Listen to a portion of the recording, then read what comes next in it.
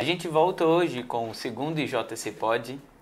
A gente está aqui com mais um famoso anônimo, mas famosos porque são muito importantes no contexto das doenças raras, e anônimo porque provavelmente você não vai conhecer.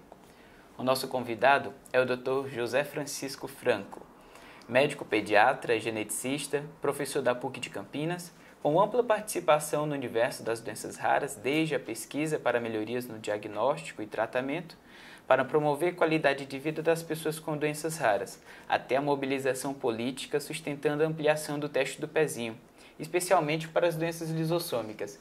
É sempre um prazer receber os nossos famosos anônimos e vai ser um prazer a nossa conversa, Dr. Franco.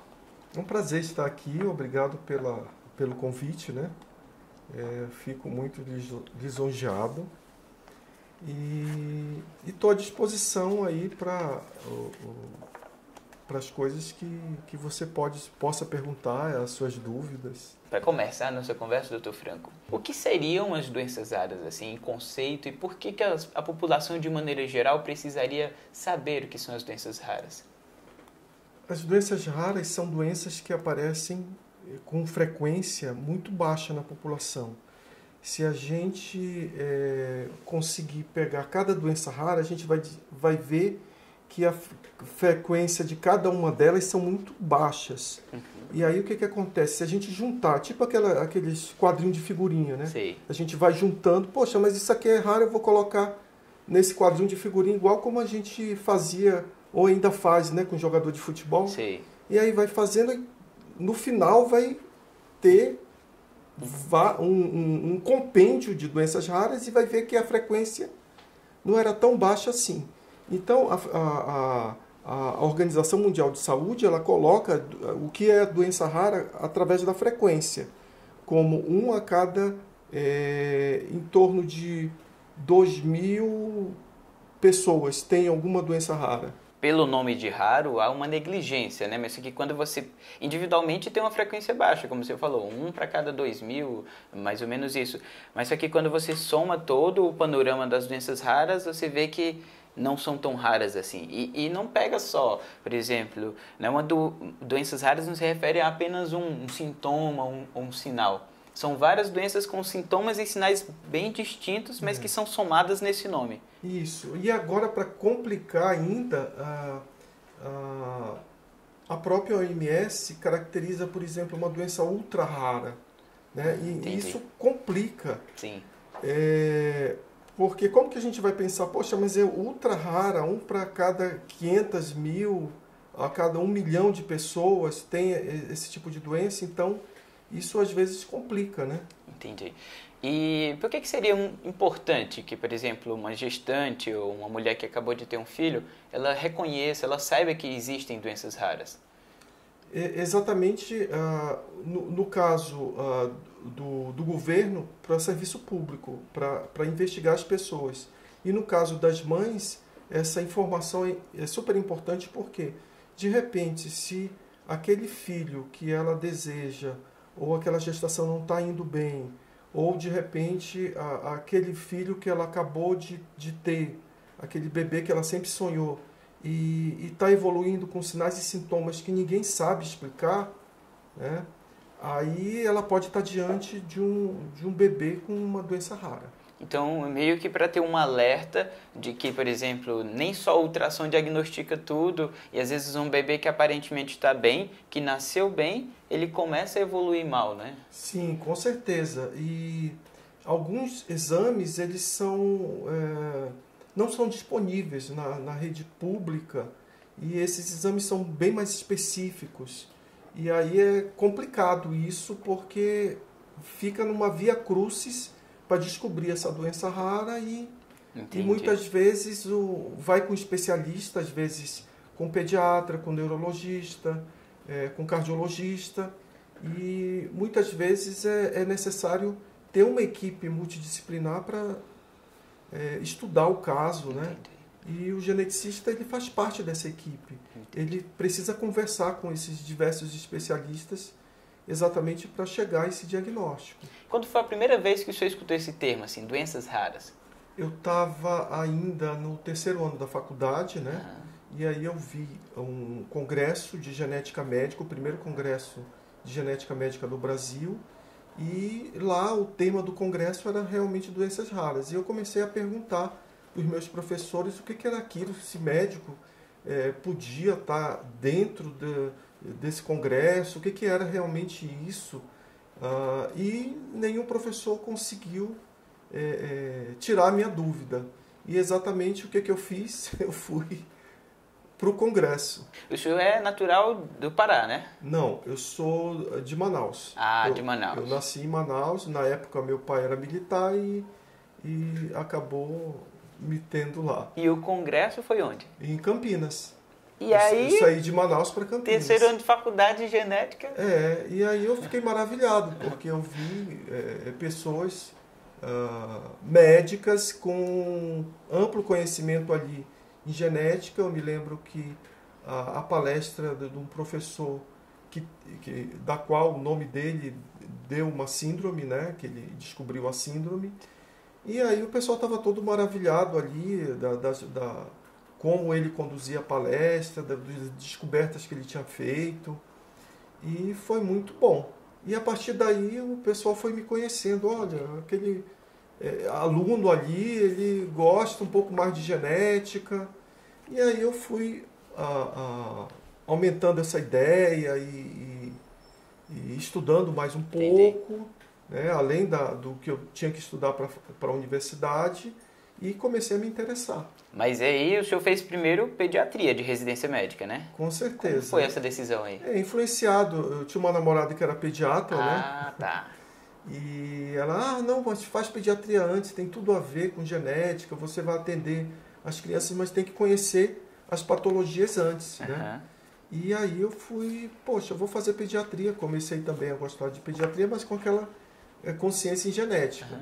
Até chegar à genética. Então, quando eu fiz a pediatria, eu já falei para todo mundo, olha, eu estou fazendo pediatria, mas eu quero genética. Na pediatria, o senhor acha que acrescentou alguma visão, alguma sensibilidade àquela noção de genética que o senhor já tinha? Com certeza, porque na pediatria dá a força, né, de conhecer o geral, de conhecer o básico, para poder você ascender a uma coisa bem mais especializada, como a genética é. Então, muitas vezes, quando você pega um paciente com uma malformação, por exemplo, você precisa saber se caracterizar muito bem se aquilo realmente eu tenho que levar em conta ou não. Né? Às vezes está tudo junto e misturado. E aí você tem que separar o que é importante e o que não é.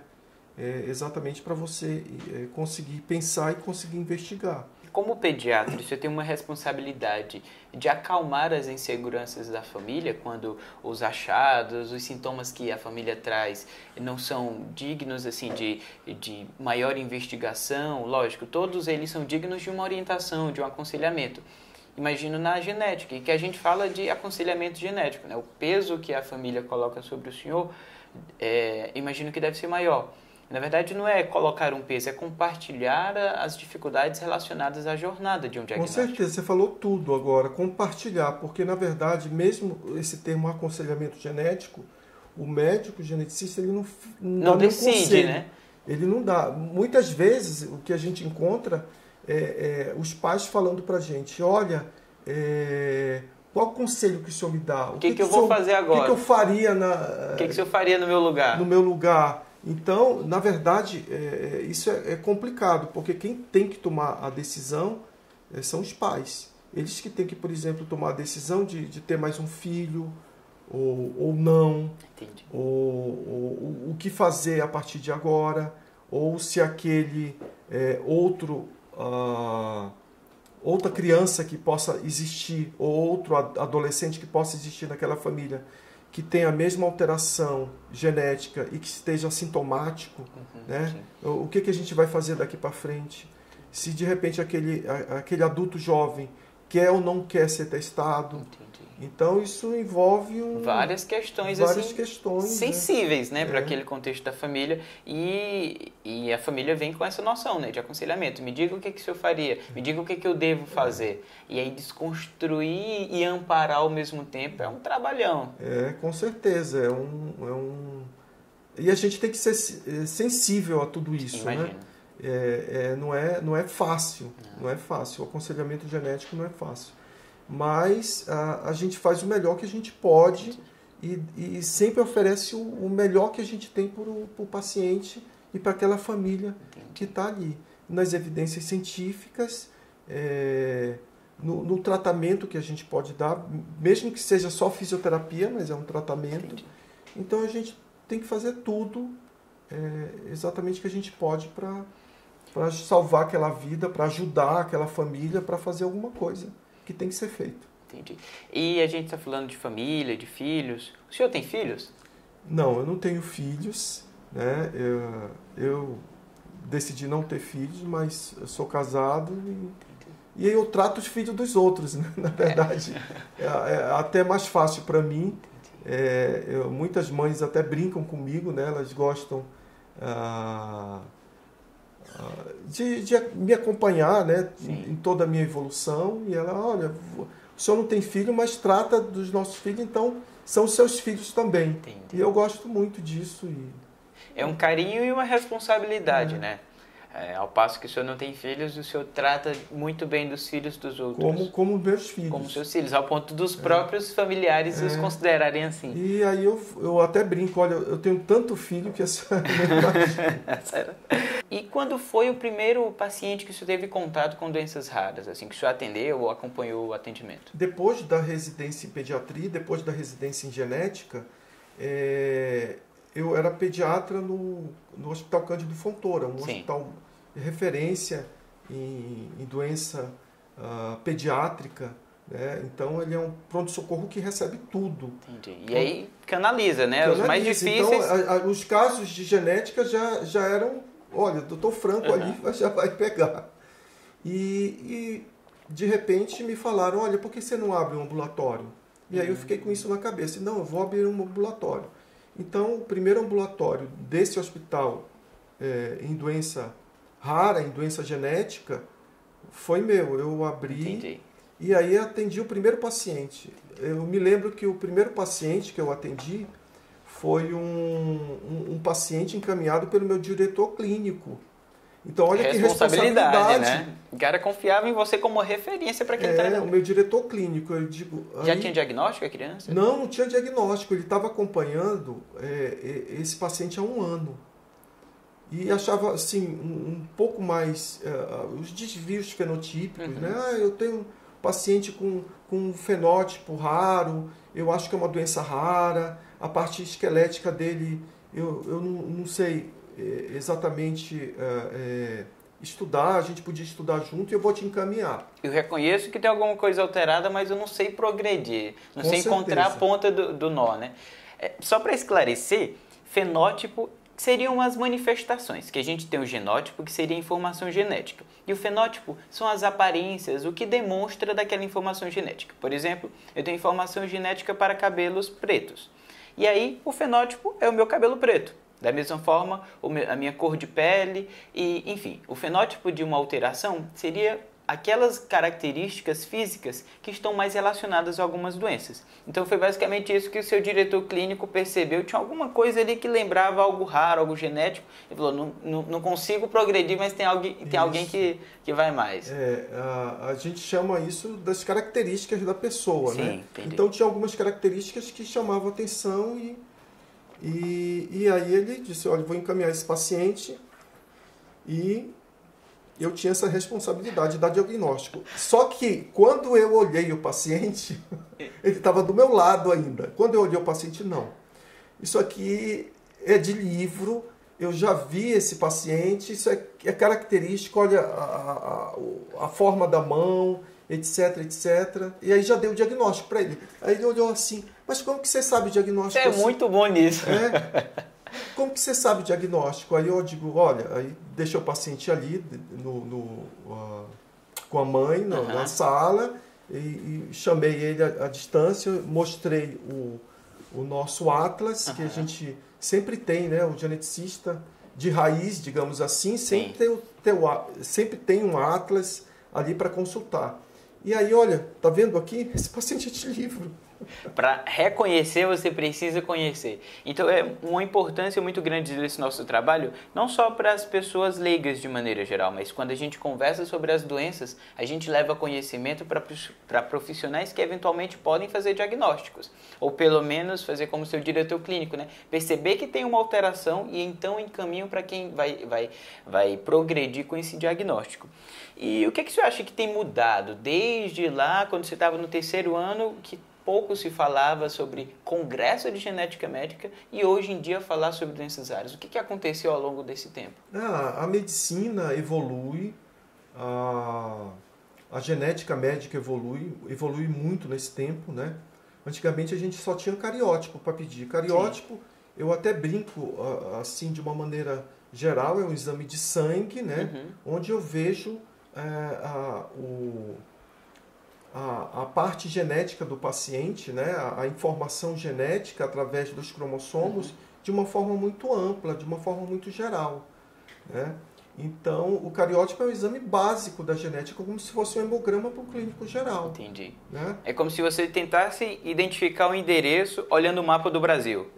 Olhando o globo terrestre. É tão amplo assim? É tão amplo. Eu até brinco com as irmãs. Olha o globo terrestre, onde é que está o Brasil, onde é que está a América do Sul, onde é que está os continentes, né?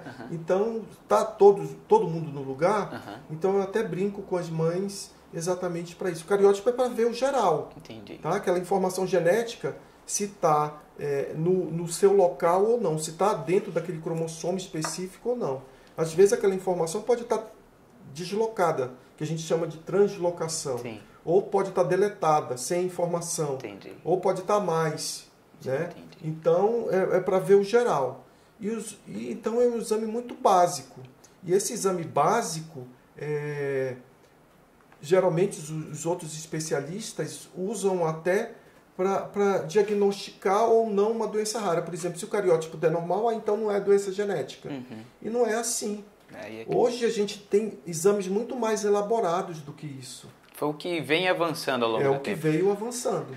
E além da tecnologia, o senhor acha que teve alguma outra mudança ao longo desse tempo? Um grande avanço ao longo desse tempo foi a introdução de uma triagem neonatal, que popularmente a gente chama, um dos exemplos, de teste do pezinho, né? Sim. Que aí é um exame. Como é que é o teste do pezinho?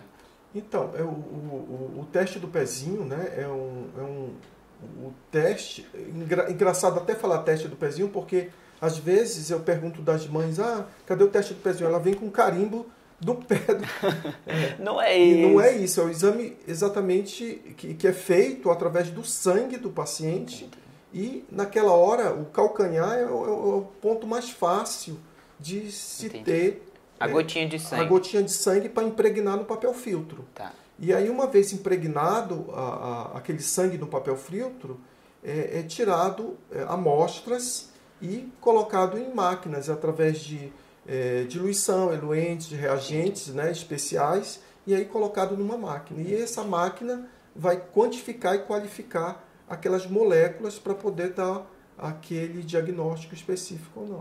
Entendi. E aí esses diagnósticos variam para algumas doenças. Quantas doenças hoje são triadas no teste do pezinho? Olha, no estado de São Paulo, que é um dos estados modelos que Sim. a gente tem, são triados 6 doenças. E isso tem aumentando, né? Está aumentando. Mas, no geral, o combo que é oferecido, O combo que é oferecido no SUS atualmente são 6 doenças. Então, o teste do pezinho vem mudando um paradigma no Brasil, mas foi algo que começou ali na década de 80, 90. Sim. Hoje a gente presencia uma ampliação. Ano passado teve a lei federal, né, que homologou a ampliação, só que vem um processo de como é que eu posso dizer, de estruturação, né, porque o teste do pezinho ele não envolve só esse exame e dar um diagnóstico. O que envolve mais o teste do pezinho? O teste do pezinho envolve toda uma estrutura por detrás, né? Então, uma estrutura dessa investigação, de ter um técnico que faça, ou uma pessoa da enfermagem que faça, coloca aquele sangue direitinho naquelas bolinhas que tem, né? Então, a secagem, a parte do transporte desse papel. Então, todas essas pessoas envolvidas, a parte, quando chega no laboratório também... De fazer a leitura propriamente. De fazer a leitura, da máquina estar preparada, ter os reagentes, e o técnico está apropriado a fazer essa leitura. Uma vez que feita a leitura, saber se está relacionado ou não ao fenótipo do paciente, exatamente as características que aquele paciente possa ter. No caso do teste do pezinho, não, né? Você faz um resgate depois, né? A gente pode fazer um resgate depois. Então, até essa estrutura do resgate, depois que você pega ali no laboratório e vê que o resultado deu positivo, e aí, o que eu faço com isso? Você resgata, né? Tem a busca ativa do paciente, da família. Exatamente, a busca ativa. Então, tem que refazer esse teste, tem que localizar o paciente. A gente tem umas dimensões... Continentais, continentais, né? Então, nem sempre isso é fácil, né? Mas isso tudo envolve um processo... Uma organização muito bem elaborada, muito bem estudada. Entendi. E agora, quando a gente coloca outras doenças nesse teste, a gente faz com que essa organização aumente, sim. E também tem aquela coisa, eu só posso colocar no teste do pezinho para diagnosticar algo que tem um tratamento que muda a perspectiva de vida, né? Porque imagina, é um peso ainda maior para aquela família receber um diagnóstico que não vai mudar nada, não tem nenhuma conduta que seja específica. Então, até esse cuidado para incluir ou não uma doença no teste do pezinho é que tenha um estudo bem feito, não só um, na verdade, vários estudos que comprovem a existência de um tratamento para aquele diagnóstico. Exatamente. Eu só consigo colocar se eu consigo oferecer alguma coisa para o paciente. Entendi. Agora, uma das coisas que exatamente eu falo, mas não tem cura aquela doença, né? Aí eu até brinco assim, mas diabetes, hipertensão tem cura? É verdade. Né? Sempre tem alguma coisa para a gente tratar. No caso de diabetes e hipertensão, são doenças assim que são conhecidas, que tem muita medicação, são pesquisadas, né? Mas uma doença nova, uma doença rara, ainda não tem todo esse suporte. Mas, de qualquer forma, a gente tem alguma coisa sempre para fazer. Por exemplo, eu estava com um paciente há pouco tempo com uma doença mitocondrial. Sim. Né? A mãe estava muito aflita e está fazendo a dieta direitinho, ela é super inteligente, faz as coisas tudo certinhas, mas chega um momento que o paciente evolui também. Né? Entendi. Mas de repente, ela poderia fazer essa pergunta, mas por que a doença do meu filho não está no teste do pezinho? Né? Entendi. Então, isso cai no que você falou, né? Sempre tem um tratamento para a gente fazer, mas aquele tratamento é tão efetivo quanto, né? Aí tem as pesquisas em torno disso. Falando aí do teste do pezinho, eu estava dando uma lida nas suas pesquisas. E o senhor tem uma pesquisa relacionada à PUC de Campinas? Sim. Pensando na ampliação, assim, justificando, porque todo pedido tem que ser justificado por pesquisas. E o senhor fez uma pesquisa relacionada ao mapeamento de erros inatos do metabolismo. Na verdade, eu fiz um teste de triagem, né? Elaborou o teste? De triagem para doença lisossômica, um estudo epidemiológico. Uhum. Então, um estudo epidemiológico que eu fiz, e dentro desse estudo epidemiológico eu fazia o teste de triagem neonatal para doença lisossômica. O que seriam doenças lisossômicas ou lisossomais? Então, muito bem lembrado. Então, dentro dos erros, eu tenho mais uma vez as doenças raras. Uma caixa grande. Então, aí nessa caixa grande eu vou ter em torno de 8.000 doenças. Sim. Tá? Depois eu tenho uma caixa pequena que eu tenho as doenças genéticas. Sim. Então geneticamente determinadas. Sim. Da qual eu investigo. Sim. O geneticista investiga Sim. doença genética, investiga doença hereditária. Depois 10% dessas doenças genéticas, uma caixa bem pequenininha, Sim. são os erros inatos do metabolismo. Exatamente é isso que a gente está falando, os erros inatos do metabolismo. A criança nasce com um metabolismo alterado e isso de nascença, né? Entendi. Por isso que é uma doença hereditária congênita, já nasce. Então, 10% das doenças genéticas são doenças raras, certo? E 10% dessas doenças Raras? dos erros inatos dos do erros metabolismo são Doença. doença lisossômica. Foi esse grupo aí que eu fiz uma das pesquisas, né, onde eu acompanhei os pacientes e acompanhei a terapia de reposição enzimática desses pacientes. Na PUC de Campinas, todo bebê que nascia lá, Sim. durante o período Do estudo, todo bebê que nascia, eu colhia, além do teste do pezinho normal, colhia mais um teste de papel filtro. Sim. E aí eu tinha um técnico para fazer isso e a gente investigava, né, as doenças lisossômicas. Investigava não todas as doenças, Sim. mas as principais: mucopolisacaridose, pompo, Gaucher, Fabry. E nas doenças lisossômicas, que é um grupo de 50 a 60 doenças, por que elas estão juntas? O que tem de comum a todas essas doenças que elas são chamadas de lisossômicas? Exatamente por causa de uma organela da célula chamada lisossomo, né? Antigamente o lisossomo era conhecido como um local de reciclagem daquele lixo que a célula produz, né? Ele vai muito além disso hoje em dia, né? Entendi. Então tem até envolvimento com a parte imunológica do paciente também. Entendi. Você vai acumulando coisas tóxicas. E aí, ou mesmo coisas que não sejam tóxicas, mas em determinada quantidade seria muito tóxico para a célula. Então leva à morte da célula. Leva à morte da célula. Aquele engurgitamento, aquele acúmulo de material também leva as vísceras aumentadas. Por exemplo, um fígado grande, um baço grande, Entendi. um osso mais espesso, Entendi. mais frágil, muitas vezes. Então, isso as doenças lisossômicas de depósito. Essas doenças lisossômicas, elas são conhecidas num grupo de doenças lisossômicas de depósito. Entendi. Um grupo de 10% dos erros inatos do metabolismo que fazem parte de doença genética, e essas doenças genéticas fazem parte daquele grupo grande da qual eu falei, de 1 para 2.000, e que a OMS, a Organização Mundial de Saúde, coloca numa frequência populacional de 65 a cada 100 mil indivíduos. Entendi.